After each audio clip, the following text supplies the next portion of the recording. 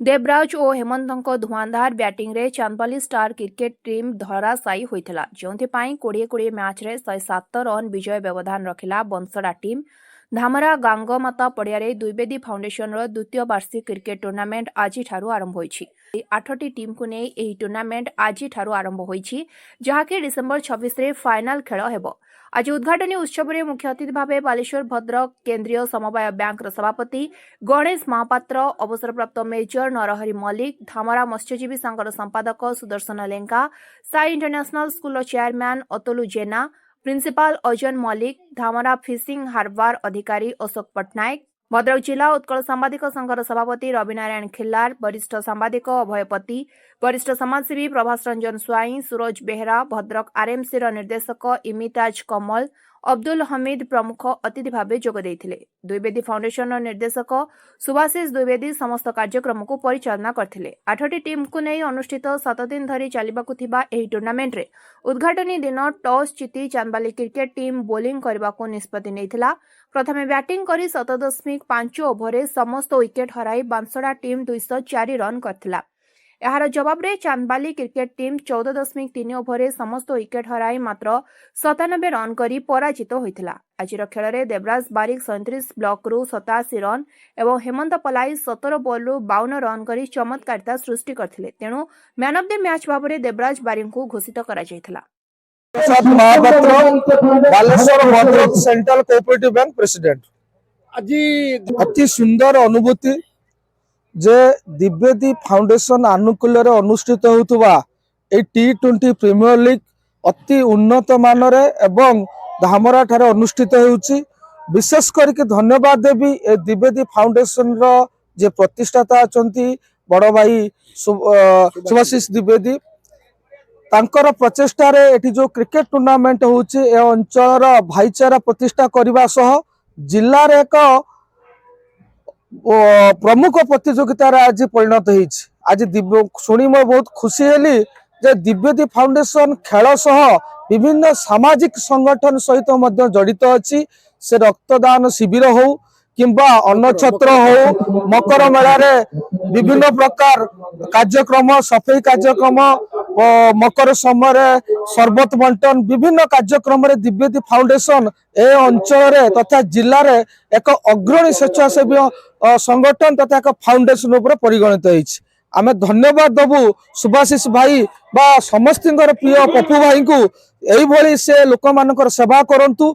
गुंडुची मूसा हिसाब रे सबु बेले भाई सहित आमे अच्छु एवं भाई जहा जत बेले आमको कहिबे आमे निश्चित भाई हाथ रे हाथ मिलेबू एवं सुभाषिष भाई एवं तांकर जो द्विवेदी फाउंडेशन समस्त कर्मकर्ता एई भली लोक मानकर सेवा करथांतु।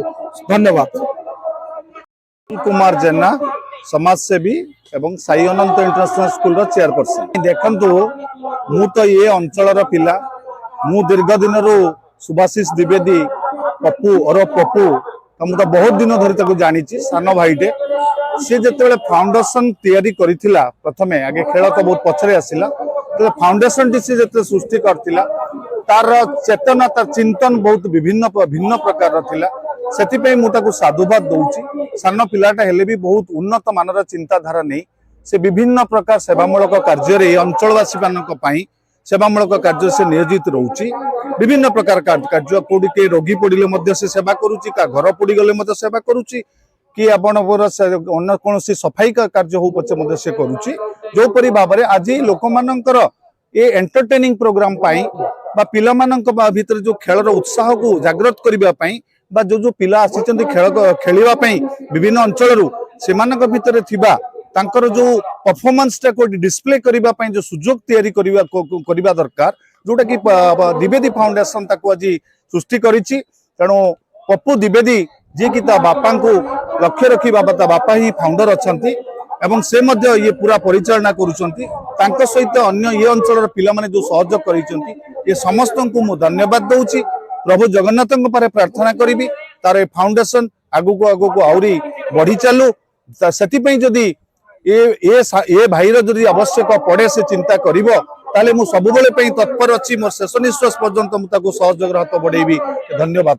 जय माँ धमरई द्विवेदी फाउंडेशन तरफ आज जो क्रिकेट टूर्नामेंट रो उद्घाटन उत्सव अनुष्ठित होईछि मु सर्वप्रथमे धन्यवाद देवी द्विवेदी फाउंडेशन जे प्रतिष्ठाता जे निर्देशक सुभाषिष द्विवेदी जहाँ को आम श्रद्धा सम्मान रे पप्पू भाई बोली डाकी था सहित समस्त कर्मकर्ता ये जो द्विवेदी फाउंडेशन आज खाली धामरा ठारे सीमित हो रही नहीं या समग्र जिले रे एक अग्रणी सेवा संगठन सहित समग्र राज्य रे आज से निजर स्वतंत्र परिचय सृष्टि करि परिछि।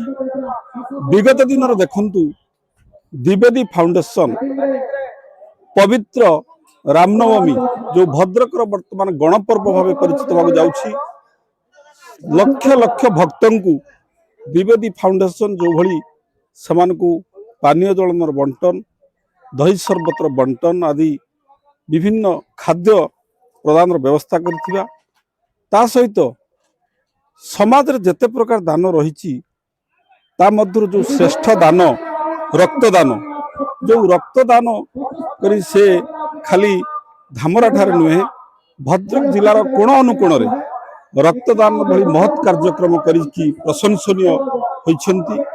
ता सहित विभिन्न समाजसेवी कार्यक्रम स्वच्छता कहतु आपणकर सफाई ठारू आरंभ करी दिन दरिद्र असहाय निसहाय लोकों पाखरे से पहुंची से सेवा जोगे देवा सहित कार्यक्रम जारी रखिबा। जो खेल आज युवक मान को आज एकत्र करी प्रत्येक टीम सहित आज परिचय सृष्टि करिबा आज निजे आयोजक परिचय सृष्टि करिबा आज कोटी असुविधा सुविधार जदि परिचय सृष्टि हो पार्थिबो समस्त साहाय्य करि परिबा एभली कार्यक्रम पई मु तांको आउ थरे अशेष धन्यवाद अर्पण करूछि। धामरारू अभय पतिଙ୍କ रिपोर्ट स्वतंत्र ओडिशा लाइव।